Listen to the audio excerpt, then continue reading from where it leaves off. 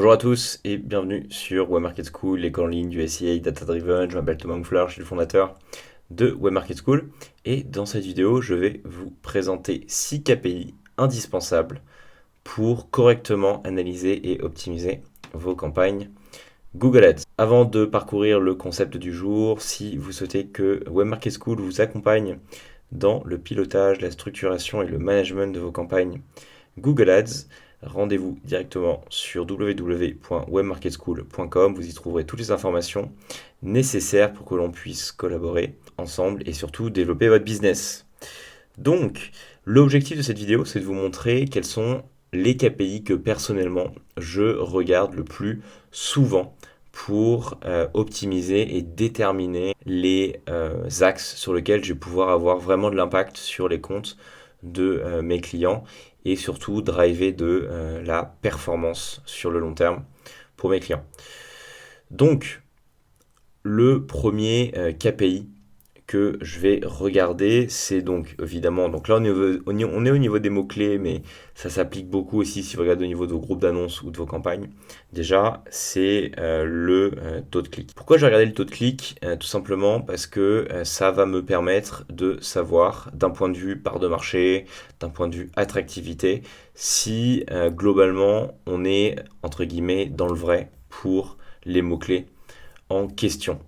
L'idée, c'est de se dire, ok, si je suis même pas capable déjà d'avoir de bons taux de clic, c'est-à-dire que mes messages marketing sont pas bons, mon positionnement est probablement pas bon, mes enchères sont pas bons, sont pas bonnes, on est peut-être sous-optimal au niveau de la stratégie d'enchère, on se retrouve à des positions moyennes très basses, ce qui fait qu'on apparaît en 3, 4, 5e position, nos taux de clics sont pas bons, donc en fait, on se laisse déjà pas la chance d'apparaître correctement et de remporter des clics qualitatifs sur Google Ads. Donc déjà, en fait, si les taux de clics sont 1, 2, 3%, c'est que ça va pas. Donc soit en fait on est trop peu agressif, soit nos annonces sont pas bonnes, soit tout simplement le mot-clé en question est pas bon. On cible trop large, on a des types de correspondances qui sont trop larges. Donc ça va me permettre de savoir un peu où je me situe d'un point de vue concurrence, pertinence de mon positionnement marketing et de mes messages marketing. Donc ça c'est très important. Alors, je vois déjà la question venir, qu'est-ce qu'un bon taux de clic? Il n'y a pas forcément de bon taux de clic. Si vous avez vu les vidéos sur le score de qualité, au-delà de 15%, c'est vraiment bon. En général, essayez de viser au minimum 10%. Après, ça dépend des marchés. Il y a des marchés sur lesquels 10%, ça n'a aucun sens, c'est inatteignable, et d'autres sur lesquels, au contraire, 10%, c'est très mauvais. Mais de manière générale, essayez vraiment d'avoir plus de 15%, c'est excellent. 10%, c'est vraiment le minimum. Au-delà de 10%, vous avez de la marge d'optimisation. Le deuxième KPI, c'est bien évidemment le coût par clic moyen que je paye pour chaque mot-clé. En soi, et sans contexte, ce KPI-là n'a pas de sens. Il n'est pas intéressant. Par contre, ce qui est important, c'est de le mettre en perspective avec tout le reste. Qu'est-ce que j'entends par tout le reste? C'est par exemple déjà au niveau de vos enchères. Ici, on voit que nos enchères sont fixées, donc bon, c'est des dirhams ici. Sur une stratégie d'enchères au CPC optimisé, on voit qu'on a certains mots-clés sur lesquels Google en fait ne se gêne pas pour enchérir plus cher que le plafond que j'ai donné à Google. Donc ici, on a demandé à Google d'enchérir sur un CPC optimisé de 3.25 et lui, il me sort des coûts par clic à 4,37. Donc, évidemment, on paye très cher. Alors après, il faudra encore mettre en perspective avec d'autres KPI qui vont venir, mais déjà, ça va vous permettre un peu de vous situer par rapport à votre stratégie d'enchère. Typiquement, ce qui est intéressant, c'est de regarder le CPC moyen lorsque vous pivotez d'une stratégie d'enchère à l'autre. Par exemple, quand vous passez d'un pilotage 100% manuel à un pilotage en CPA cible, 90% du temps, vous allez voir que vos CPC moyens augmentent. Parce que vous n'avez plus le contrôle là-dessus, évidemment, Google va en tirer profit puisqu'il se rémunère au clic et non pas à la performance et au niveau de conversion qu'il y a derrière. Donc c'est intéressant de voir si déjà vous n'avez pas des mots-clés qui viennent complètement, entre guillemets, pourrir votre rentabilité au niveau des CPC moyens et cannibaliser tout le reste. Donc, typiquement celui-ci, on voit qu'il est au-dessus du prix que je suis prêt à payer et au niveau en fait du volume de conversion et du coût par conversion, c'est pas le meilleur mot-clé. Donc ce qui me donne envie en fait de venir ici baisser l'enchère de ce mot-clé là parce que on est sous-optimal, ce que je vais faire tout de suite. passé à 2.5. Hop.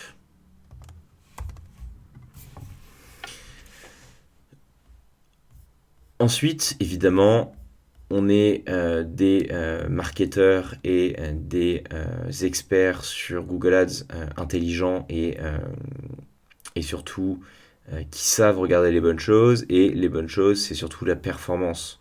Donc bien évidemment, si pour chaque mot-clé, vous ne regardez pas le coût par conversion et le volume global de conversion, il faut vraiment vous y mettre.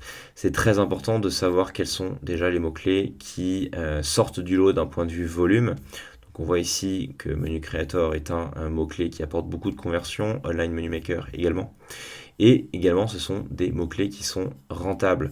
Donc typiquement, ça c'est des mots-clés sur lesquels on a envie de soit les exclure et les sortir en SCAG et créer des cocons spécifiques pour ces mots-clés-là parce qu'ils sont excellents pour le business, ou alors c'est des mots-clés sur lesquels on a envie de prendre plus de parts de marché, de plus agressif et augmenter nos enchères parce qu'on sait que ça représente un gros volume de business. Donc bien évidemment, regardez le coût par conversion et le volume de conversion global. Ici, on voit que Create Restaurant Menu, pour le coup, ça c'est un mot-clé qui est moins efficace. Donc comme on vient de le faire jusqu'à présent, comme on vient de le faire il y a une minute, on baisse les enchères parce que c'est un mot-clé qui à la fois apporte peu de volume, mais qui vient dépenser beaucoup trop par rapport à sa rentabilité. Donc on ne souhaite pas qu'il vienne cannibaliser la diffusion sur les autres mots-clés, surtout si on a un budget limité sur la journée. Donc surtout, regardez bien les stats de conversion, c'est super important. Évidemment, prérequis, traquez vos conversions. J'ai une vidéo à ce sujet sur la chaîne que je mettrai en description de la vidéo. Les deux derniers, et souvent on les oublie, surtout celui-ci, c'est le taux d'impression sur le réseau de recherche. L'idée c'est de savoir combien de pourcentage du temps, lorsqu'un utilisateur va taper une requête qui est censée déclencher vos annonces, combien de pourcentage du temps vous apparaissez. Ici, on voit qu'on apparaît donc sur le mot-clé Menu Creator 74% du temps. Donc, une fois sur 4, on n'apparaît pas, et 3 fois sur 4, on apparaît. L'idée, c'est de savoir un petit peu quelle est notre couverture de marché.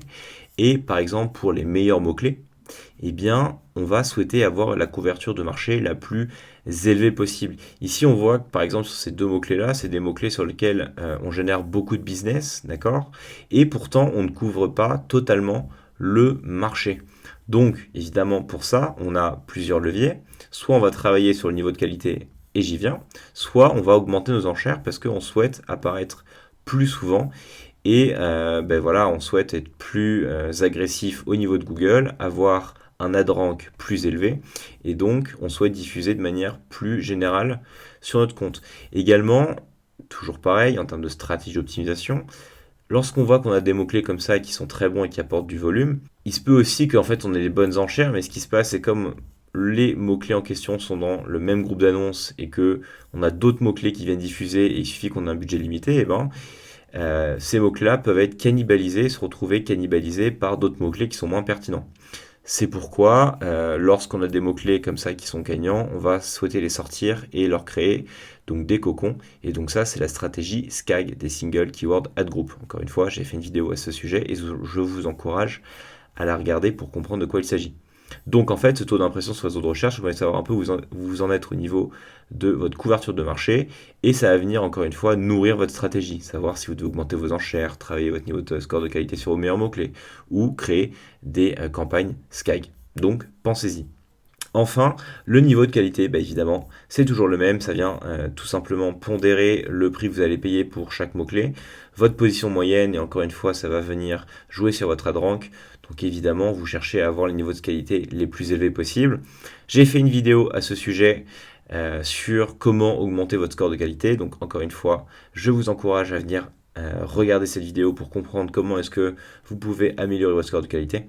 Mais bien évidemment, sur vos meilleurs mots-clés, ici, donc sur ces deux-là, on voit que nos scores de qualité ne sont pas encore au top. Donc si on vient travailler sur nos scores de qualité sur ces mots-clés-là, probablement qu'on va apparaître de manière plus fréquente sur le réseau de recherche, en meilleure position.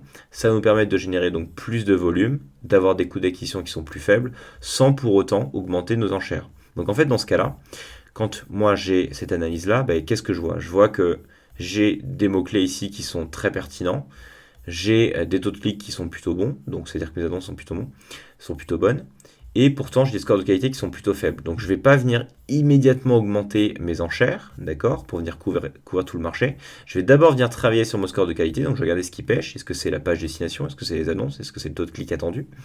Je vais venir travailler dessus. Je vais attendre d'avoir un niveau de qualité à 8 sur 10, 9 sur 10, 10 sur 10. Et une fois que je suis à 10 sur 10, eh ben, je sais que le dernier levier qui me restera pour venir couvrir tout le marché sur ces mots-clés-là, ça va être d'avoir des enchères qui sont plus élevées. Et donc là, je vais augmenter les enchères. Voilà un petit peu comment est-ce que vous pouvez, grâce à ces 6 KPI, peaufiner votre stratégie sur Google Ads, mener des analyses qui sont pertinentes, avoir de l'impact, optimiser vos campagnes et tout simplement générer plus de business à des coûts d'acquisition toujours plus intéressants.